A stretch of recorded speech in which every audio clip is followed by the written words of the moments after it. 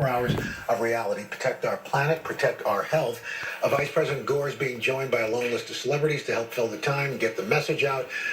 We want to welcome Vice President Gore to our broadcast. Mr. Vice President, it's good to see you. Good morning. It's good to see you. Good morning. Good morning. And we're being live streamed at the same time as your broadcast, and so we have a little bit of a delay. But I just wanted to, before we got into 24 hours of reality, you have a unique perspective, being a former vice president. Your thoughts on President Bush and what he meant to this country. And what he meant to this country. He left a legacy of extraordinary integrity and grace in his service, and I remember his personal kindness. I was impressed by his intense love of our country. I remember when I gave my second and final concession speech in 2000, I was in the Secret Service car going back to the Vice President's residence, and it was President George H.W. Bush calling me on the telephone, and he was overcome with emotion, and he said the kindest things. It was really a touching call. And please, I will be at the National Cathedral tomorrow morning after this broadcast tonight. I'll get on a United red eye and be there. Please convey my personal condolences to the member of your Today Show family, Jenna Hager Bush, along with the rest of the family. Well, thank you so much. You're in this live stream dealing with reality. It's a reality show, if you will, about climate change, about what we can do on this planet. And during President Bush's administration, they kind of laid the groundwork for the reports that now give us every 4 years a snapshot of this planet's health. So there is an indebtedness we have to him as far as the environment. Yes, I was with former President Bush in Rio de Janeiro at the original Earth Summit in 1992, which was the agreement that laid the groundwork for all the meetings that led to the Paris Agreement and the meeting that is beginning this week in Poland. And this live stream, by the way, is also broadcast on networks around the world in 180 countries. We're in 800 million homes and more than 50 million online viewers thus far. We're going to have a lot of those. Of course, our numbers went up during these few minutes. So thank you, Al, for your long time attention to the climate crisis. Seriously, you have been one of the meteorologists who's led the way in connecting the dots, and thank you for that. It was our honor. Mr. Vice President, are you at all heartened by where we are right now in this country in terms of at least awareness about climate change and the causes of climate change, the effects of climate change? Well, the problem is still getting worse at a rate faster than we're developing and implementing the solutions. But there is an awakening to this crisis, and Mother Nature deserves the credit for it, because when you think about the unprecedented and catastrophic deadly fires in California, the hurricanes in North Carolina, and Hurricane Harvey last year in Houston that dumped 5 feet of rain. Every night on the television news is like a nature hike through the book of Revelation, and people are connecting the dots and seeing this. And of course, the National Climate Assessment came out 2 weeks ago in the wake of the international report of the Intergovernmental Panel on Climate Change. And just last week, Climate and Health, which is the theme of our 24 hours of reality broadcast, we go to each of the 24 time zones all around the world, and we'll come back to the U.S. tonight, your time, 8 p.m. to 9 p.m. on the East Coast.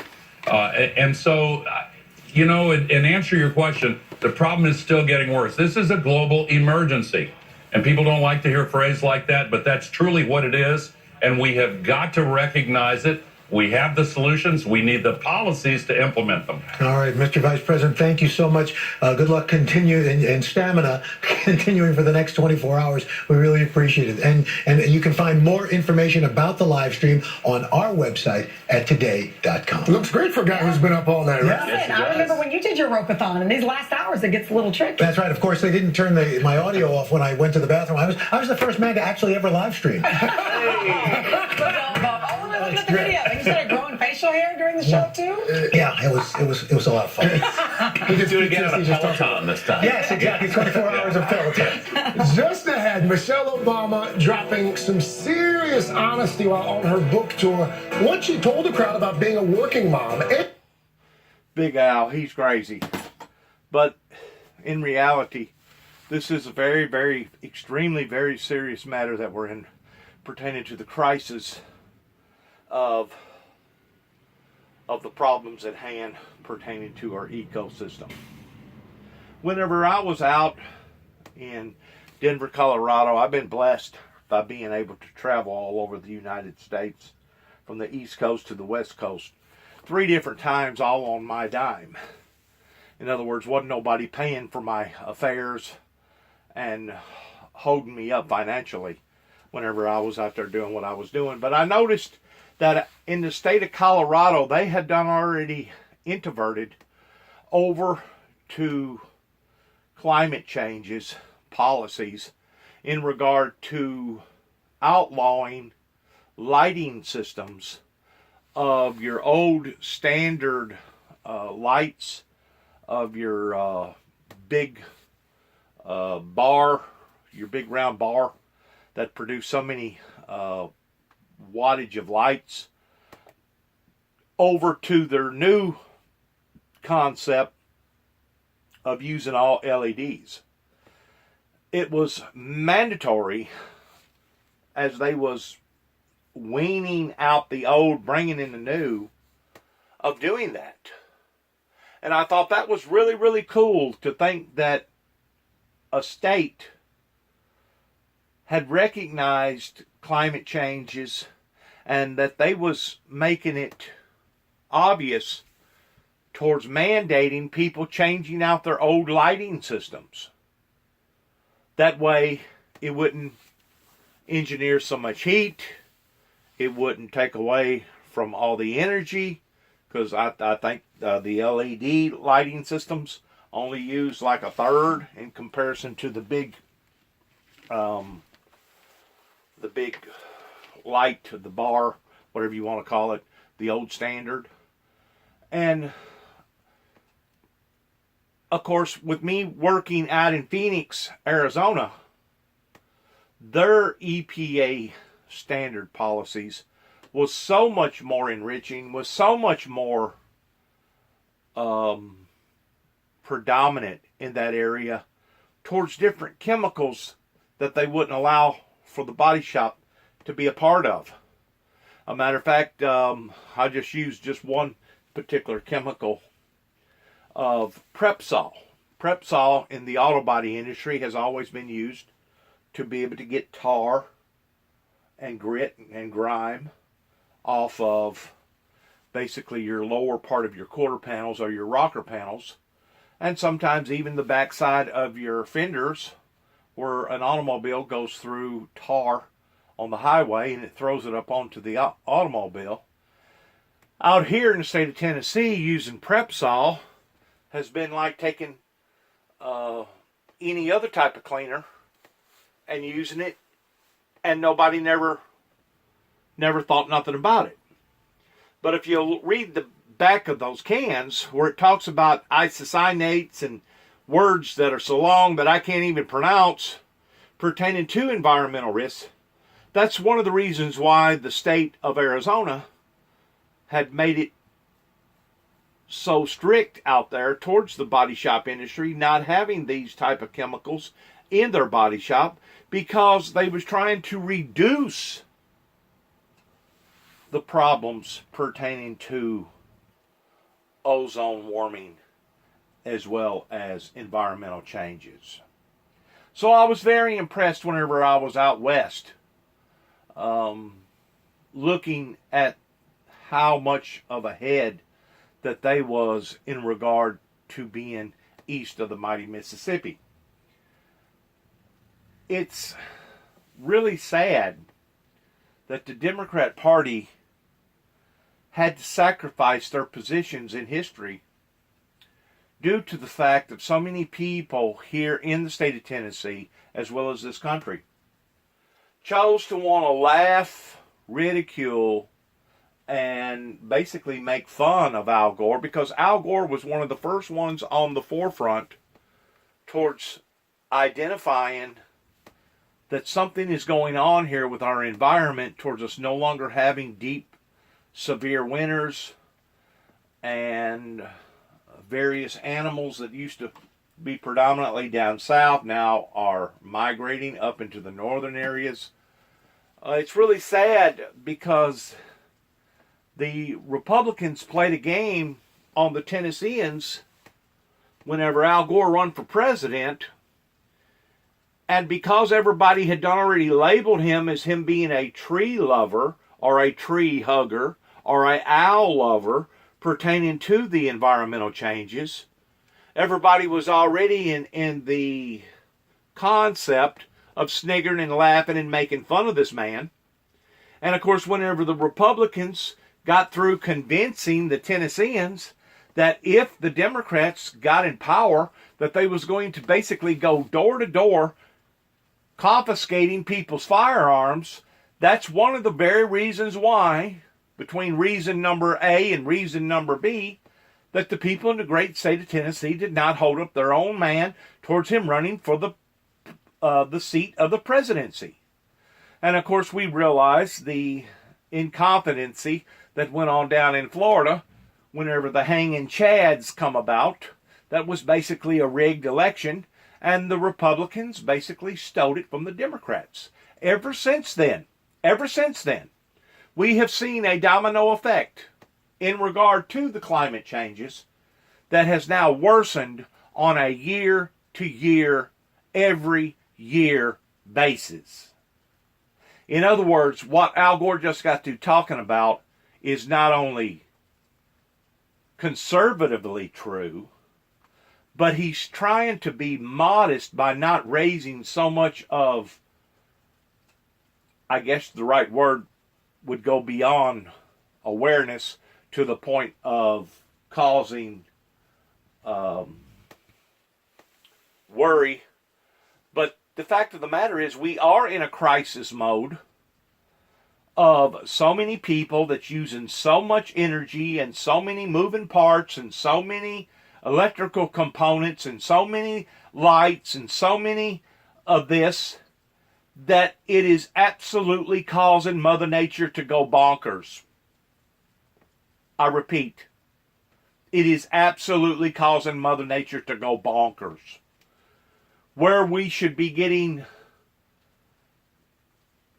modest rains, now we get too much rain. Where we are supposed to get modest heat, now we get too much heat. Where we are supposed to get modest this or modest that, it's irregular. It's almost become as radical as the people that's on the planet. And of course, the Bible talks about this type of radical behavior in regard to all the sin and displeasurement that's going on the planet pertaining to great sorrows.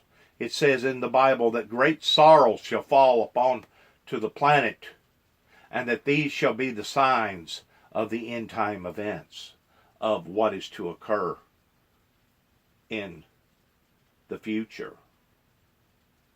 Have we went beyond the repair to the point that it's too late to back up and to revent? We, as well as Al Gore and other groups out there, don't believe so. These warnings that are being issued out to various people are being put out there so that we will stop, analyze, and learn to evolve on this planet according at will. We are no longer living in the era of the horse and buggy.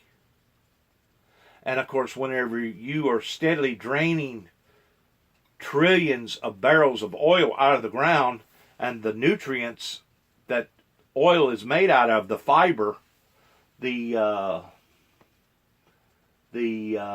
stability of crude oil was put there to eliminate friction. The same as friction in your automobile, that if you was to drain out all your oil in your automobile and replace it with some other type of liquid, and it wouldn't matter, because as far as I know, we do not have a liquid that is compatible with oil. We've got stuff out there that are similar, synthetics, but if you was to drain all your oil out of your automobile and replace it with water, you may drive your vehicle for conservatively a half hour before basically the whole thing locked completely down. Your pistons and your rings would seize to the side of your piston walls. You would have valves that would be locking up. Your whole motor would basically seize and lock up to the point that you would have to shut it off, and once it died, it would never crank again. You would have to replace the whole motor. Well, it's the same way with the ground. You've got all these underground movements that are constantly evolving and shifting and going up and down and in and out. And if the proper ointment is not in those movements, it creates more friction. Friction creates heat. Heat is being expanded from the inside core of the earth out. It's not just what we're doing to the outer layers of the ozone that's affecting our way of life in regard to these dramatic storms that used to be every 500 years or every 100 years or even every half a century every 50 years. But now we're seeing these humongous hurricanes with strengths that we've never seen before hit this planet again and again and again, year after year after year. Just like Al Gore brought up of the hurricane that hit down in the Houston, Texas area that dropped 5 foot of rain. We had never seen nothing like that before.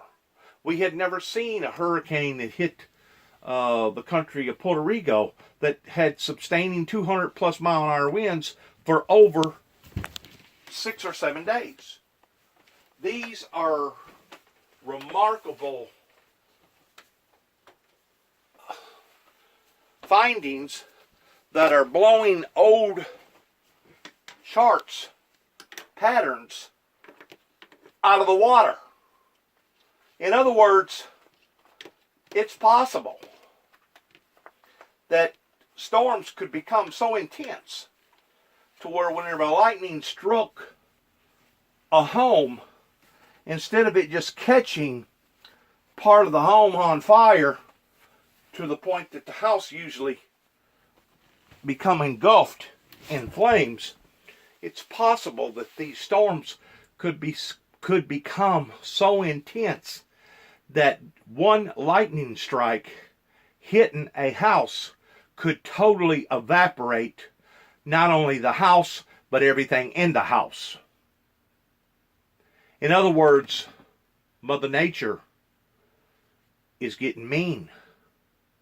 And the reason why Mother Nature is getting mean is because we have shifted her off of her normalcy pertaining to all these moving parts, all these lights, draining all these trillions and trillions of oil out of the ground, putting stuff into the atmosphere and taking stuff out of the nutrients out of the ground that we shouldn't be doing.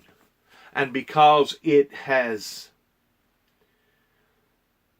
modified the ecosystem in a way that it's never been modified, it's now lashing out. And even Jesus himself predicted that in the last days that we would see signs up into the heavens and signs up into the earth such as man has never seen before. And of course, whenever you read that scripture, it's kind of self-explanatory about the earth, But whenever you read the scriptures about the heavens, you automatically think, oh, well, we're going to see things up in the cosmos, around the Milky Way and various stars up there, in which we do. We see things every day on Hubble that we have never, ever seen before, kind of like Jacques Cousteau that goes down into the ocean. We see things down into the bottom of the ocean that's 4.5, 5 miles deep that we've never seen before. We've never, ever seen fish that glow in the dark, and what gives them this energy to be able to do that. There's so many unanswered questions in the heavens, and there's so many unanswered questions below our feet pertaining to our oceans. But the point that I'm trying to make is this, pertaining to the heavens. Whenever he said that we will see things such as man has never seen before, just within the past 48 hours, there has been an outbreak of major tornadoes that has literally devastated places up in southern Illinois. Here it is in the month of December. It hasn't been too long. I think long about 2000.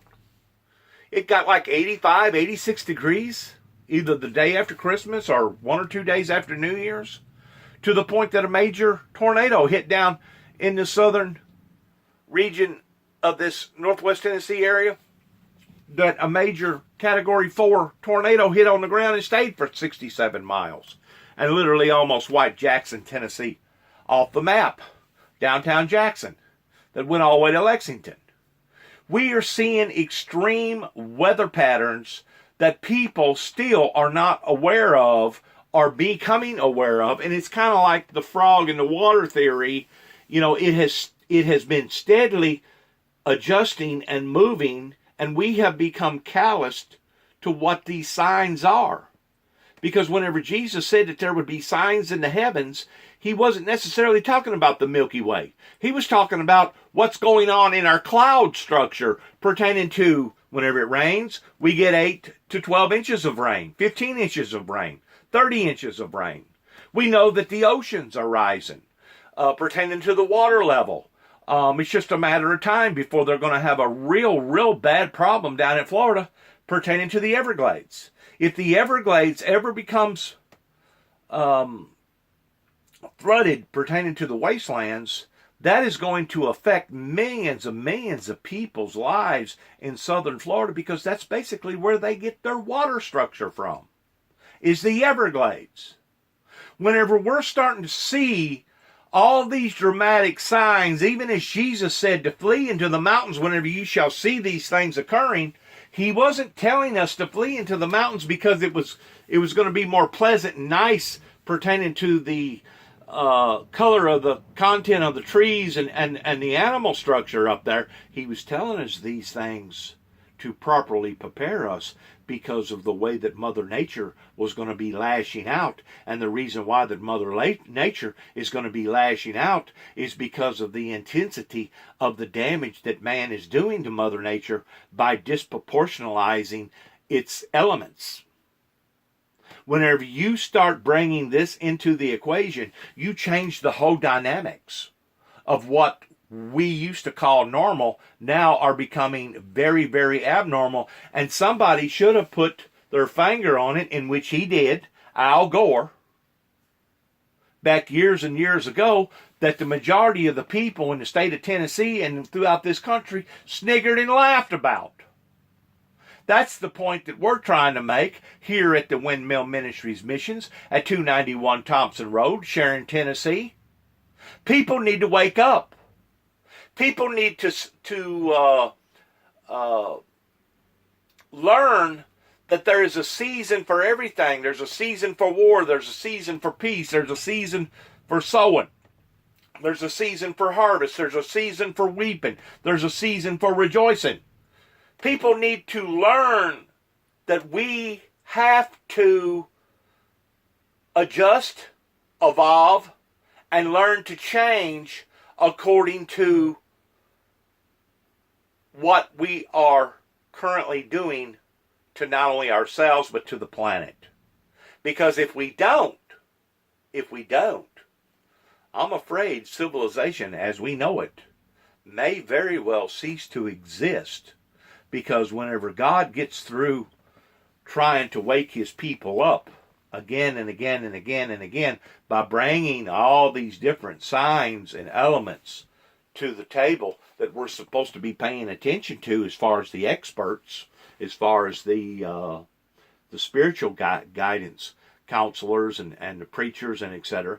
Whenever God gets through dealing with that society, because he realizes that they have already went over the threshold and they're basically doomed, that's whenever God himself will come back, as it does speak of in the book of Revelations, and he will bring destruction to those who are destroying the planet. That's period. That's not no abbreviation mark. That's not no question mark. That's not no ifs, ands, buts. That's period.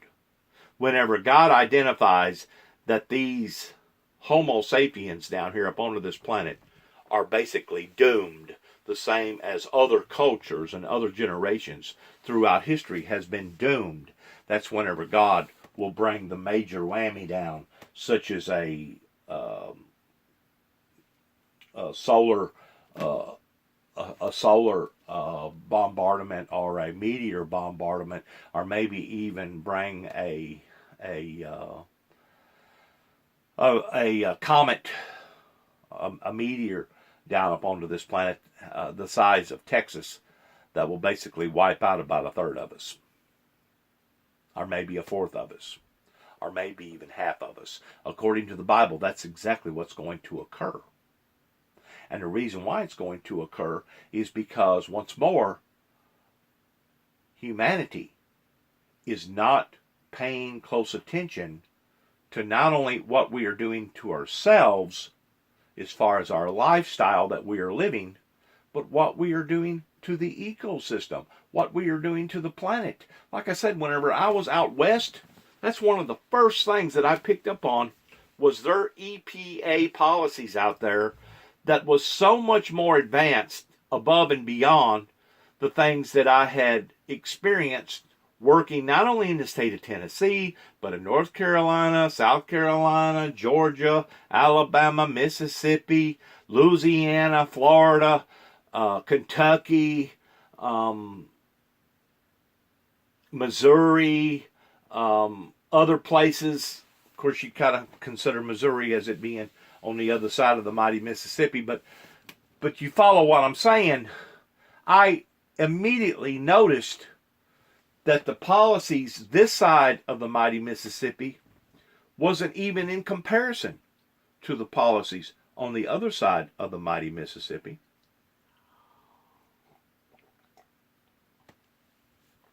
I guess in this particular region around here, they don't even really emphasize upon storing and burning tires like some states do. Some states, if they catch you burning black tar fires, they will fine you immensely for doing that. Some states, if it is a old gas station and their storage pumps has already done went bad, it's not so much of what it costs to dig up the old tank and replace it with a new tank if you're going to replace it with a gas station, but you got to go in and dig up all the ground around that tank pertaining to seepage and leakage that cost, I don't know what it costs. It's an astronomical amount. It's kind of like paint thinner waste that we had in our auto body facilities. Just a 55-gallon drum of that being sent off to the right people to have it exterminated in a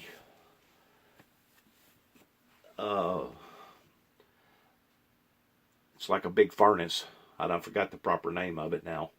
But just that 55-gallon drum of waste usually costs the body shop about $300 to $400 to send it out and have it exterminated. In other words, they eradicate everything that's in that drum by putting it in this humongous furnace that burns like 6,000 degrees or 3,000 degrees, that burns it all up to the point that it's no longer harmful to the environment. I am seeing different changes over here east of the mighty Mississippi pertaining to going from standard latex as well as other types of predominant paint mixtures, of going over to waterborne paint that once more is supposed to be more efficient, more cost efficient, and more environmentally safe for our environment. I am starting to see some movement in the auto body industry towards doing that. But once more, whenever you're dealing with hard-headed people, and you're dealing with people that hadn't yet been socially convinced that this is a massive problem that everybody needs to put their mind to, when you're dealing with people with old concepts and old thoughts and dealing with people that's hard-headed, it's extremely difficult to get anything through to them. It literally costed the Democrats the election because of the hoaxes that the Republicans was putting out at that time during Al Gore's presidential election. And it's really, really sad that now, 25, 30 years later, look at where we are as an American society on every level. Not just with our storms, not just with our ecosystem as far as killing out the bees, and the reefs are now dying out towards Australia, the fires out west as far as the droughts and the flooding and the hurricanes. It's all of it. All of it. But because of this old concept, because of the old way of thinking, because of the old money, they haven't been willing to adjust and adapt and evolve. That has put not thousands, not millions, but possibly billions of people's lives in peril because of this greed and the concept of greed. What does the Bible say about greed? It says the love of money is the root of all evil. Evil is what is bringing this upon to this planet. And people like ourselves and Al Gore continue to keep acknowledging the truth and spreading the gospel, not only about the Lord Jesus Christ, His only begotten Son, but we continue to keep spreading the truth about these environmental changes. And I guess to this day, we have a chief and commander that is still not convinced of these matters and probably never will be. Similar to my grandfather that died long about 1968 or 1969. He never was convinced that Apollo, at the time, that was their name, Apollo, actually went to the moon, left this earth, went into the stratosphere, and landed on the moon, and come back home. He died in his grave thinking that that was a hoax, that that was all made up in Hollywood because of his narrow-minded thinking. How many more people are going to be like my grandpa and not be willing to adjust to the differences of what we're dealing with today versus the differences of what we was dealing with in the 60s and in the 50s and in the 70s. And as we get deeper into this thing, in 2018, in the Golden Jubilee, fixing to walk off into 2019, There's going to be other factors that we're going to have to put into the equation of dealing with that we didn't have to deal with even 20 years before then, in the year 1998, 1999, and the year 2000. It's steadily evolving. It's steadily changing. That's the point that I'm trying to make. And it's not just in one concept. It's in thousands of different concepts. And I don't have time to sit here and talk to you about these things, but I do know this, that lady that you're looking at right there had a pretty good idea about these changes that we're trying to enlighten people about. And I know without a shadow of a doubt that the Native American people, the true Indians in this country, are fully aware of the changes pertaining to the environmental differences that is occurring today in comparison to what happened 25, 30, 40, 50 years ago, and what we're going to have to experience in the next 20, 30 years from now. Good luck to all of us, and shalom. Shalom to God's people, to God's holy, righteous, wonderful people. Because according to the Bible, there will be a remnant of people that will come out of this tragedy, this conflict, this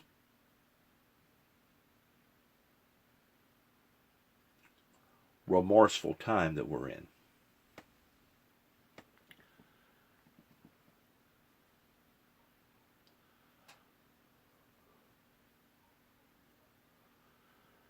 As I travel through this pilgrim land, there is a friend who walks with me. As I kneel in prayer, I hope to meet you there. Precious Jesus, hold my hand. When I kneel in prayer, I hope to meet you there. Precious Jesus, hold my hand.